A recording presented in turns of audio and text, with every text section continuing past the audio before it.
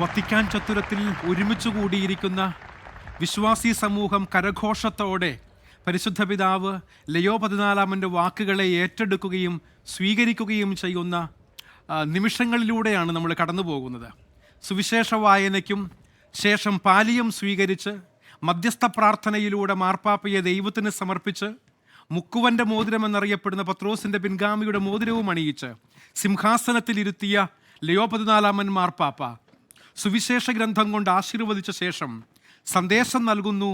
വിശ്വാസി സമൂഹത്തോടും ലോകം മുഴുവനുമുള്ള പൊതുസമൂഹത്തോടും സംസാരിച്ചുകൊണ്ട് മാർപ്പാപ്പ പറഞ്ഞ വാക്കുകൾ കരഘോഷത്തോടെ കേട്ടു. എന്താ അദ്ദേഹം പറഞ്ഞെന്നറിയാവോ?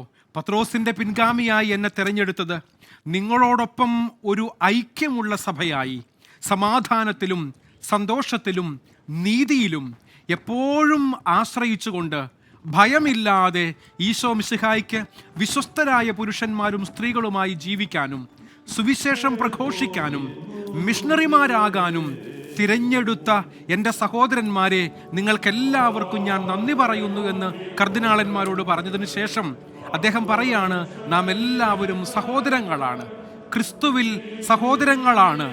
ഞാൻ വിശുദ്ധ അഗസ്റ്റിൻ്റെ മകനാണ്, ഒരു അഗസ്റ്റീനിയൻ സമർപ്പിത സമൂഹത്തിലെ സന്യാസിയാണ്.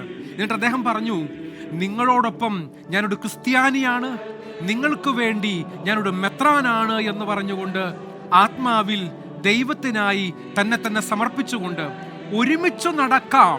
സിനഡാലിറ്റി പരിശുദ്ധ പിതാവ് ഫ്രാൻസിസ് മാർപ്പാപ്പയുടെ വാക്കുകളെ കടമെടുത്തുകൊണ്ട് ലയോ 14 മാർപ്പാപ്പയും ആഹ്വാനം ചെയ്യുന്നു. നിങ്ങൾക്കെല്ലാവർക്കും അഭിവാദനം. നമുക്ക് ഒരു മിഷണറി സഭയായി പാലം പണിയുന്നവരും സംഭാഷണങ്ങൾ നടത്തുന്നവരും ദാനധർമ്മം ചെയ്യുന്നവരുമായി ഒരുമിച്ച് നടക്കാമെന്ന് പറഞ്ഞുകൊണ്ട് സ്നേഹത്തിലേക്ക് പരിശുദ്ധ പിതാവ് എല്ലാവരെയും തുറന്ന കരങ്ങളോടുകൂടെ സ്വീകരിക്കാൻ തയ്യാറായി നിൽക്കുന്ന ഒരു സഭയായി പൊതുസമൂഹത്തിൻ്റെ മുൻപിൽ തന്നെ അവതരിപ്പിക്കുകയാണ് പരിശുദ്ധ പിതാവ് ലയോ 14 മാർപ്പാപ്പ തൻ്റെ പൈപ്പസിയുടെ ആരംഭം കുറിക്കുന്ന പരിശുദ്ധ കുർബാനയുടെ സുവിശേഷ സന്ദേശത്തിലൂടെ ചെയ്തത് എന്നുള്ളത് പ്രിയപ്പെട്ടവരെ നമുക്കെല്ലാവർക്കും വലിയ സന്തോഷം നൽകുന്ന ഒരു സന്ദേശമാണ്. ഈ സുവിശേഷ സന്ദേശത്തിന് ശേഷം നമ്മളിപ്പോൾ കാണുന്നത് വത്തിക്കാനിൽ എന്ത് പരിപാടി നടന്നാലും അടുക്കോടും ചിട്ടയോടും കൂടെ അതിമനോഹരമായി നടത്തപ്പെടുന്ന അവിടുത്തെ ക്വയർ എടുത്തു പറയേണ്ട ഒന്നാണ്. കാഴ്ച സമർപ്പണത്തിൻ്റെ സമയമാണ്.